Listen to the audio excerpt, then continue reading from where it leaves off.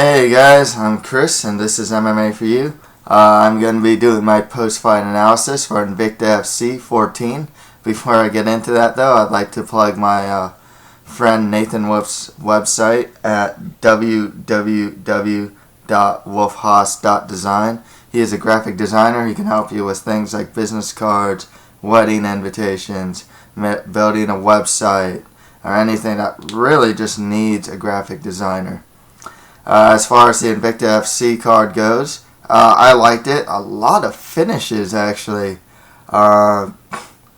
Really, if I'm not mistaken, there are, 10 fights? Only 3 went to decision. Interesting. There's a lot of TKOs here, but they're from ground strikes, which is pretty much the norm for women's mixed martial arts. It's generally hard enough to see women getting dropped. Oh, wait, no. Aldrich got the knees to the body. That was a really nice finish there. But it kind of goes to show that it's going to be pretty hard to see that, like, one punch knockout, especially with a punch to the face or something like that.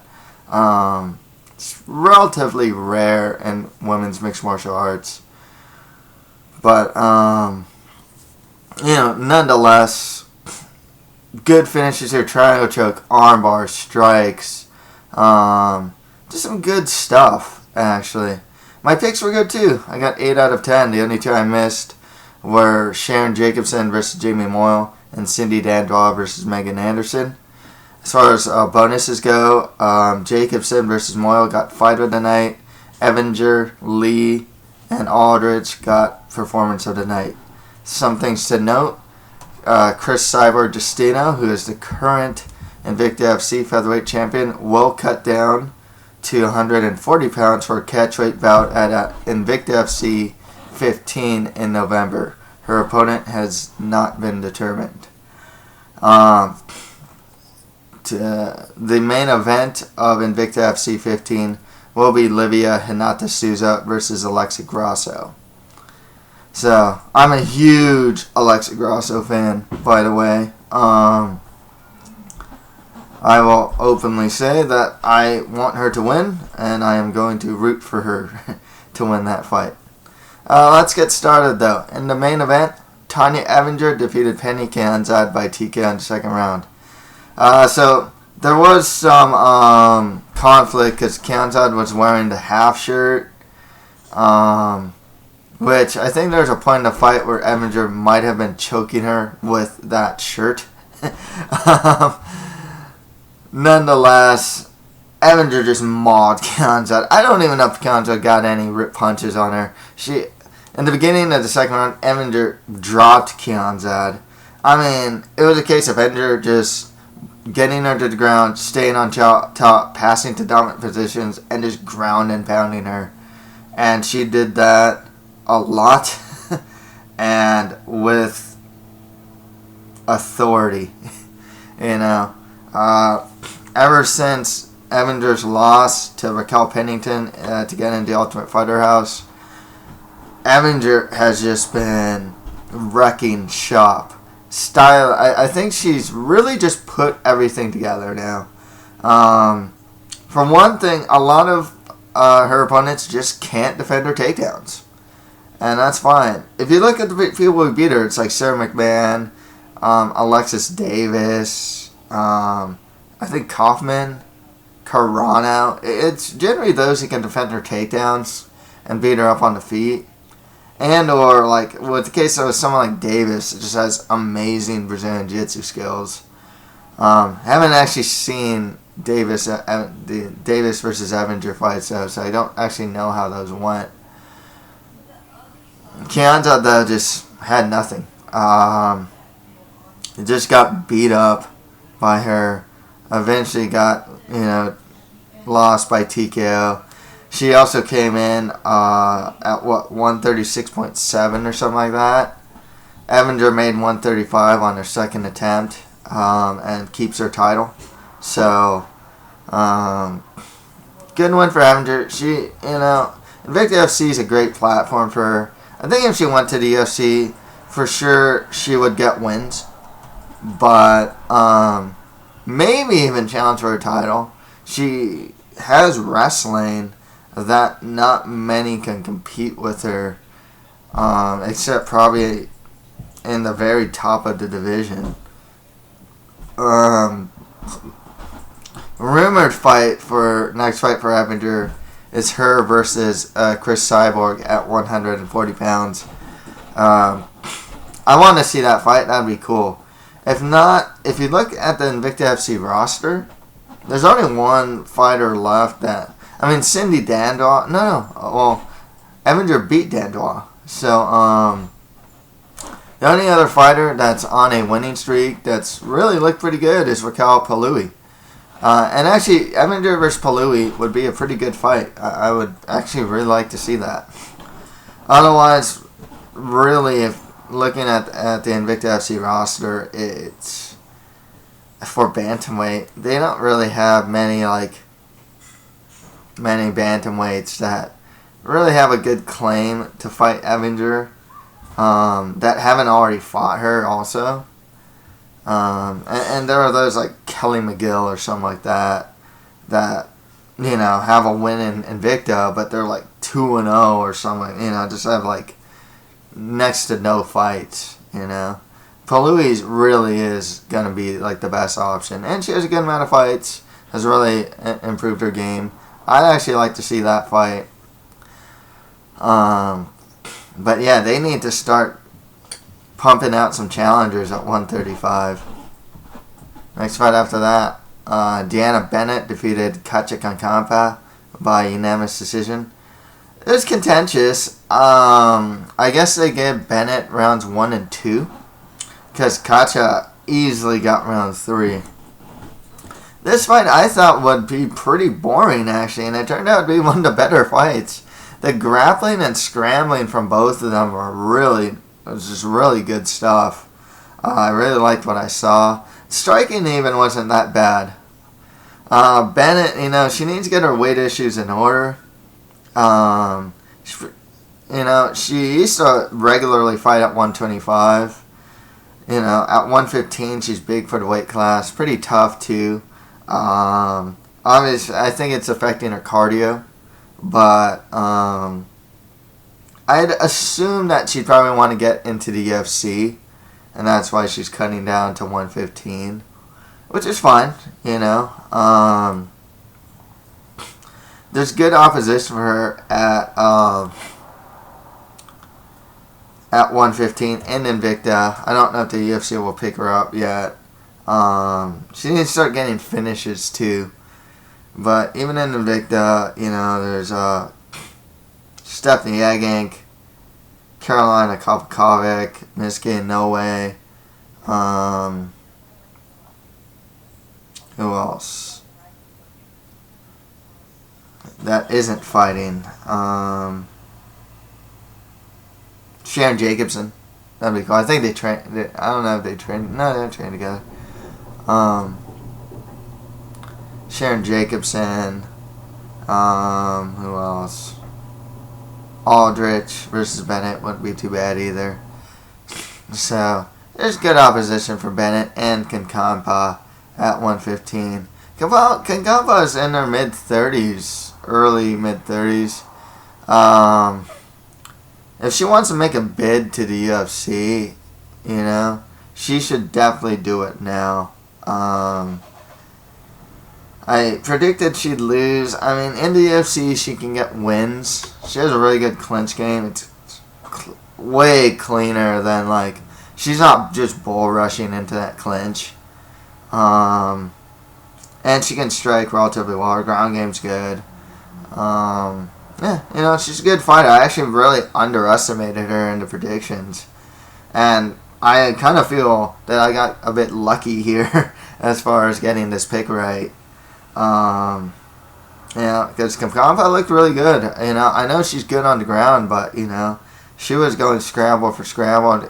And that third round, she pretty much was winning the grappling exchanges against Bennett. So, but yeah, I'd like to see Katja in the UFC. Just because she's already won the Invicta FC strawweight title as well. And, she's good enough to win fights in the UFC. Stylistically, she's not the most fun fighter at times. She can just clinch against the cage a lot. But she's definitely good enough to get wins there. Next fight after that, Roxanne Modafferi defeated Mariana Moraes by TKO 4 minutes and 40 seconds into the third round. Or it says 4:40, but yeah. But I think it was 20 seconds left. But anyways, Modafferi, it was pretty much how I thought it'd be. She was just better in every aspect of MMA than Moraes. I figured her improvements in her stand-up under Syndicate have shown. From what I've seen from Moraes, her stand-up is just a work in progress. She's only 19.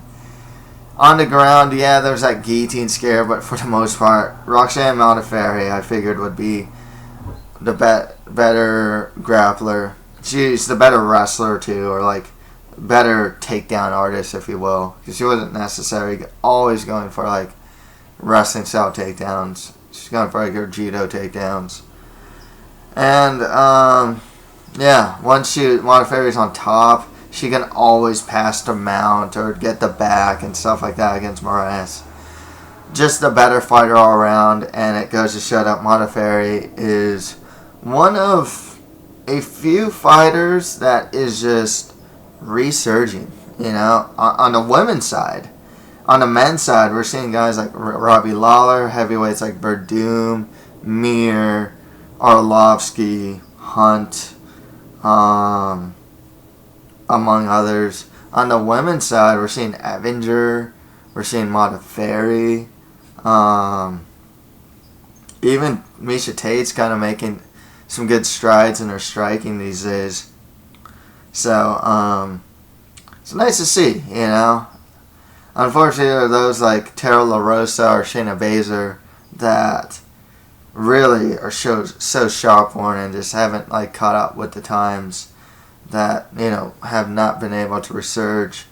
But yeah, with Modafferi, I'm thinking title shot. I believe she's already fought and lost to Honchak, but this is a new Modafferi. I'd like to see her fight Honchak. The only other fighter with enough experience, or that matches Modafferi's experience, that she can fight next would probably be Jennifer Maia. Otherwise, it's I wouldn't really want to see Aspen Ladd versus Modafferi. The experience, there's too big of an experience difference there. Eventually I want to see Andrea KGB Lee against Modafferi again, but once again, there's still a big experience gap there. Mariana Moraes, she looked kind of small too. I wonder if she can cut to 115. She probably still has some growing though. So, I don't know, she's only 19. She's training with Jessica Andrade. She can only get better. Next fight after that, Andrea KGB Lee defeated Rachel Ostovich by armbar with only 2 minutes left in the third, or 2 seconds left in the third round. Gotta love the body attack from Lee. There's something a bit contentious here because I think that Ostovich ran into Big John McCarthy as she's backing up, and she may have gotten hit as that happened. So that was a bit contentious there. Otherwise, Lee was way better in striking, especially when she attacked the body. She actually did, when Ostovich was on the ground, and I think this hurt her, she did an axe kick, right to the body, and I think that hurt her pretty bad. Lee's still really raw. The way she was, she'd have Ostovich hurt, and then she'd, jump on her back in, a sloppy way. It really goes to show she still needs a lot of work. But, the base is there. Her striking is well above a lot of her contemporaries. She's still young too, mid-20s. Ostovich is still young too, mid-20s. Only like four pro MMA fights. And she finished it off with the armbar. I think Lee wanted to make some sort of point that, like, I had a feeling that, like, she wanted to show that she's not just a striker. She actually does, like, jiu-jitsu tournaments and whatnot, if I'm not mistaken. But yeah, Andrea Lee, honestly, is, in my opinion, I mean, she lost to Roxanne Modafferi. She actually got outstruck at times, but that to me looked like a typical prospect loss. I mean, you have someone with, 2 or 3 pro MMA bouts versus someone with, like, 20 plus, I mean, that's a typical loss for a prospect, to fight someone with so much more experience and to lose. Not unheard of. I mean, if you look at some of the champs who've lost, it's usually the case of, they're still young and they're fighting a veteran. Heck, I won't even say guys like Aldo were like that. Pettis was like that. He lost like Palashetsky or something like that. So heck, Dos Anjos, man. I mean, that guy was losing a lot too. But anyways, that's beside the point. Really, like I said, really like the body attack that Lee was giving to Ostovich, and it worked very well. Also, Lee's just big for the weight class too. She's pretty tall. Yeah, you can tell she's just pretty big for the weight class.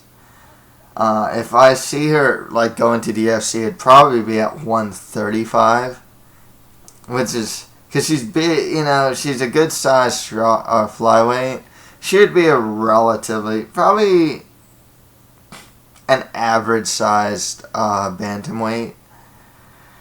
But yeah, I like what I see from Andrea Lee. I want to see her fight more, to be perfectly honest with you.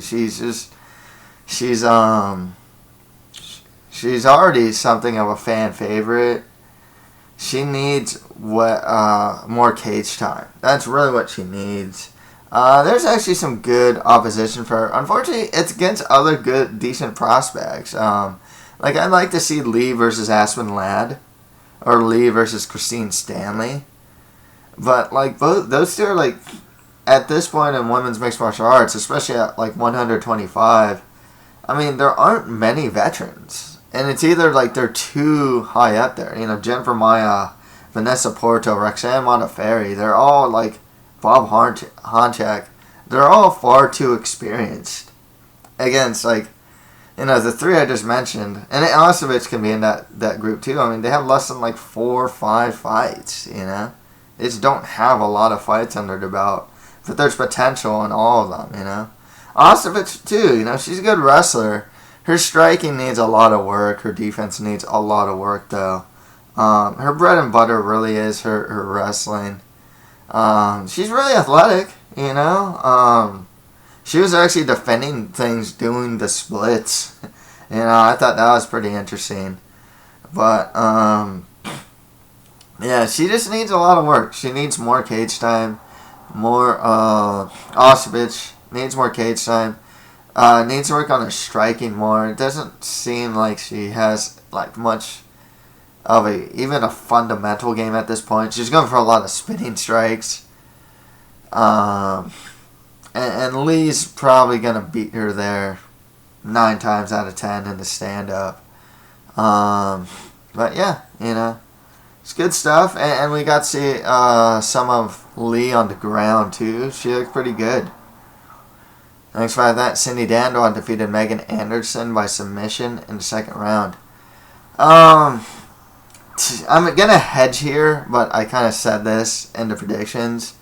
I picked Anderson because I'm not fond of Dandon's game, but what I said in the predictions was I don't know much about Anderson's ground game. And so that's why I'm a bit hesitant to pick, or even her takedown defense. I was talking about like her grappling's a bit of an unknown. She was a better striker the few times that she was striking, but Dandwa just dominated Anderson on the ground. You gotta, and the fact of the matter is, Dandwa's still really sloppy in her clinch entries. Her striking's still non-existent. There was a point in the fight where she got too aggressive with the ground and pound and lost position. She still has the same mistakes. I feel that she seemed a bit more cleaner on the ground, though. It didn't happen so frequently, like where she got reversed or something like that.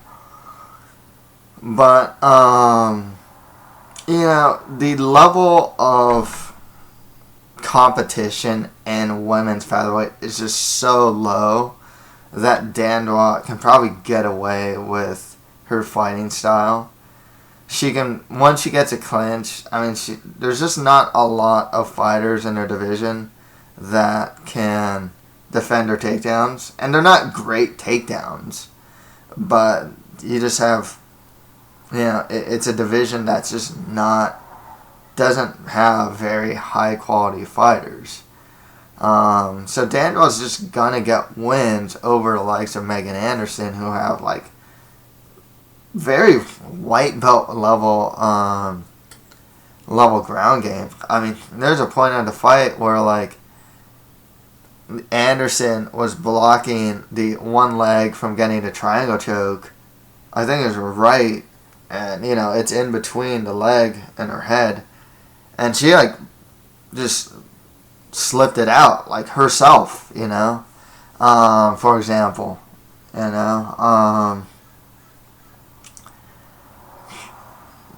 yeah, she just there's some things about her ground game that needs work. There's potential with Anderson. Like I said, there aren't many.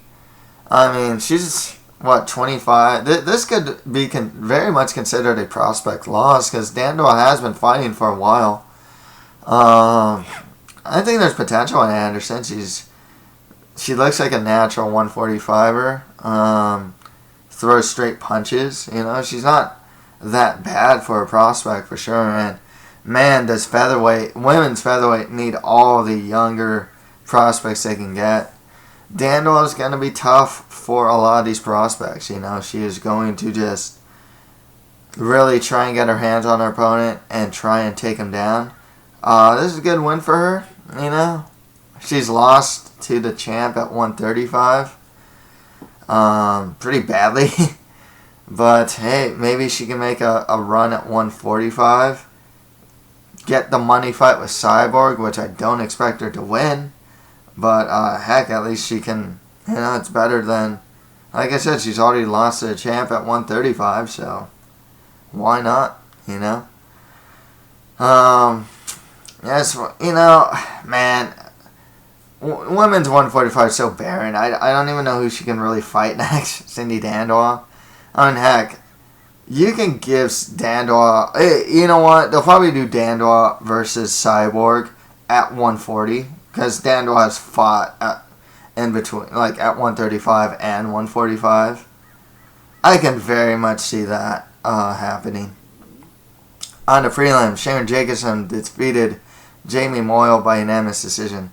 This got fight of the night. I thought it was a pretty back and forth fight, despite what the decision came up to. I felt that Jacobson really won the fight in the clinch, and in the third round, she was able to get the takedowns.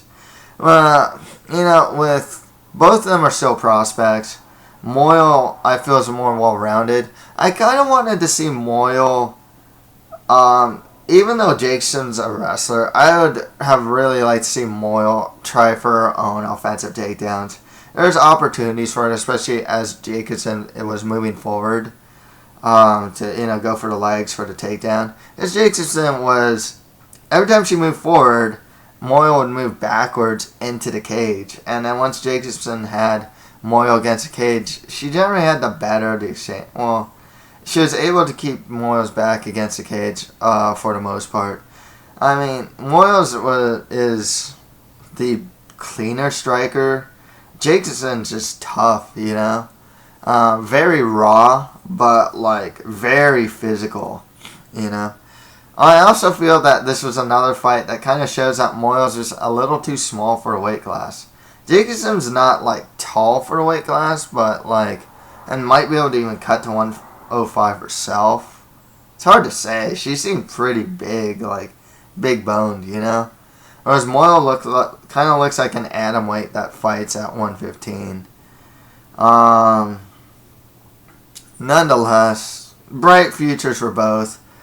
I'm still high on Jamie Moyle, and despite losing, this was fight of the night. I mean, the scorecards kind of indicated, 30-27 for Jacobson. Doesn't indicate how close the fight really was.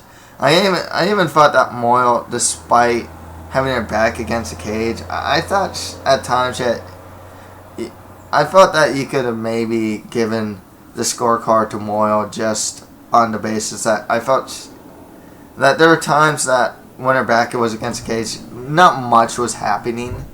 And I felt that Moyle was getting the better of the stand-up at times, especially with the counter-striking. But yeah, there's like a good opposition for Jacobson. She's got like Deanna Bennett. If they can get Carolina Kovakovic, that'd be cool. She fight Aldridge, among others.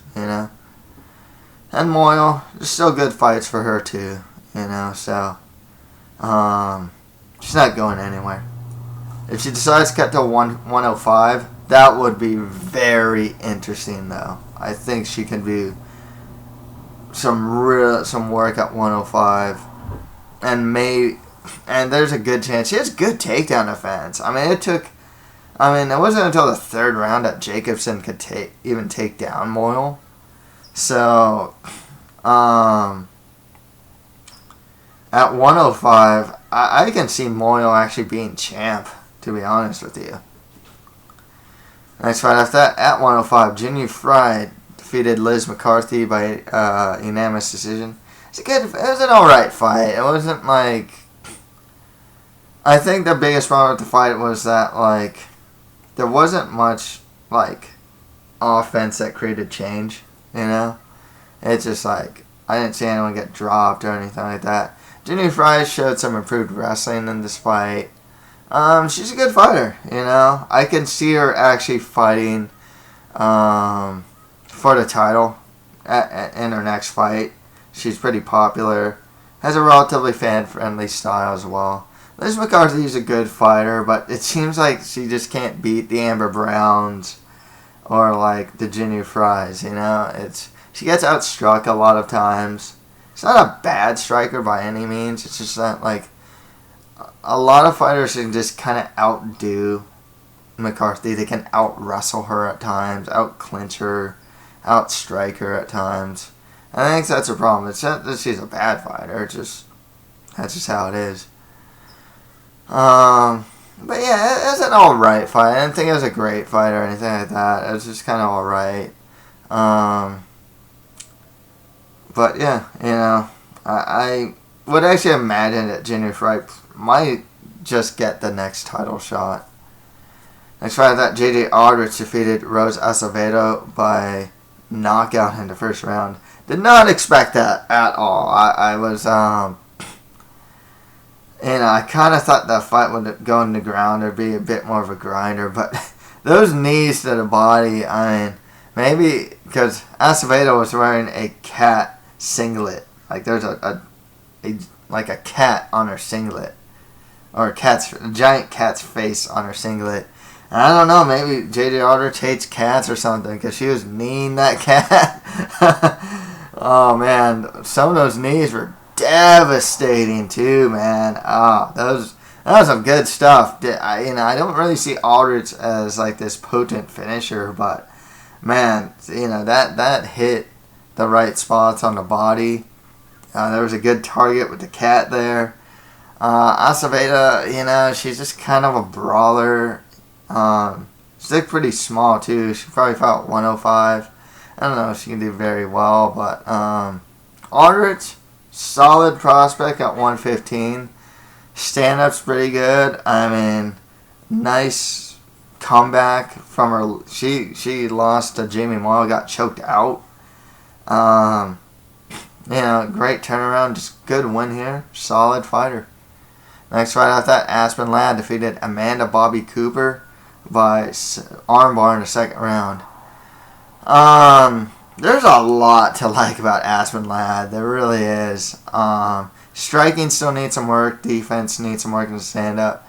She is big for the weight class. Super physical, too. If she gets her hands on you, she's trying to take you down. If she's on top, she's trying to beat you up. There's a point. This was devastating, too. Her top game looked pretty good. There's a point where Ladd had Cooper. She had her back. I think she was working a rear naked choke or something. Maybe throwing some ground and pound, but not strong ground and pound. Cooper rolls to mount, and then Aspen just unloads these elbows that are just devastating. I mean, they were devastating elbows. I was just like, wow. That was some really good transitional work on the ground from Aspen Ladd. Going from, really following the rolling that Cooper was doing. She'd roll to her stomach, roll back to mount, and, Ladd was able to stay there. Eventually got the armbar, and it was just good stuff from Ladd. I'm really high on her as a prospect. She's only 20 years old. Already shows some a pretty well-rounded game. I think her striking's the least technical. She's not super technical per se at times, but I mean, obviously in that sequence I was talking about, I was actually pretty technical. Her takedowns are more of her. They're not always super technical. She tends to force takedowns. Striking still needs some work, but she's always moving forward. And like I said, there's just a lot to like. 20 years old, super physical, fan-friendly style. I think, she in the last Invicta FC, she got a finish. She is someone that is actively looking for the finish. It's good stuff from her, There's definitely this line of women's flyweight prospects that are coming up, and she's one of them. Aspen Ladd, Andrea Lee, Rachel Ostovich, Christine Stanley, they're all coming up, and they're all looking, they're all pretty good. All things considered, despite they have a lack of experience, but they look pretty good considering their experience level. But yeah, with Cooper, I mean, I thought she was actually better in the stand-up, Cooper, but yeah, once she was on the bottom, and Ladd was just way better on the ground, or especially once he's on top. And finally, Felicia Spencer defeated Rachel Wiley by TKO in the first round. I was kind of glad that this fight, I was kind of worried that this fight was not going to be that great. I'm skeptical about women's 155 pounds. It's pretty much the equivalent of men's super heavyweight, whereas like featherweight is the women's is the same as like men's heavyweight. So there just isn't a lot of talent at women's 155. The talent that they do have, from what I've seen, shows relatively low level skill. Granted, a lot of them don't have a lot of experience. One of the reasons why is that they don't have a lot of women's 155-pound fights. I mean, that's the thing. Felicia Spencer actually doesn't look too bad. She has offensive takedown ability. Her ground and pound's pretty good. She's not terrible. Especially both of them were this was their very first pro MMA bout. Got a first round finish. I mean, you really can't ask for more. And like I said, didn't look that bad to me. Got the takedown, ground and pounded. I think got a crucifix at times. Wasn't the worst thing to watch. If they had more Felicia Spencers, definitely wouldn't be the worst thing for women's 155 pounds. But yeah, that's really all I can say about that fight. I'm very curious to see what they do with 155. Heck, Cyborg can probably move up to there.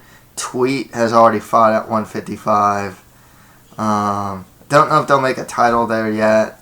They need to get just more quantity and whatnot. But yeah, Invicta is pretty much going to spearhead the women's 155-pound division. And it's a tough task. It's not one that Invicta hasn't done before. I mean, they pretty much spearheaded. I mean, yeah, Japan had like women's atomweight fights and lower, but Invicta really brought it to prominence, the 105 division. So they have brought a division that didn't necessarily more or less didn't exist in the U.S. in the women's atomweight, and brought it to some prominence, And I'm a bit curious if they can do that with women's 155. They need to find a talent and build it up, Yeah, but yeah, it's a long and hard road to do that. But yeah, that's pretty much it for my post-fight analysis for Invicta FC 14. If you have any comments, just leave them below. That's it for MMA for you. Thank you guys very much.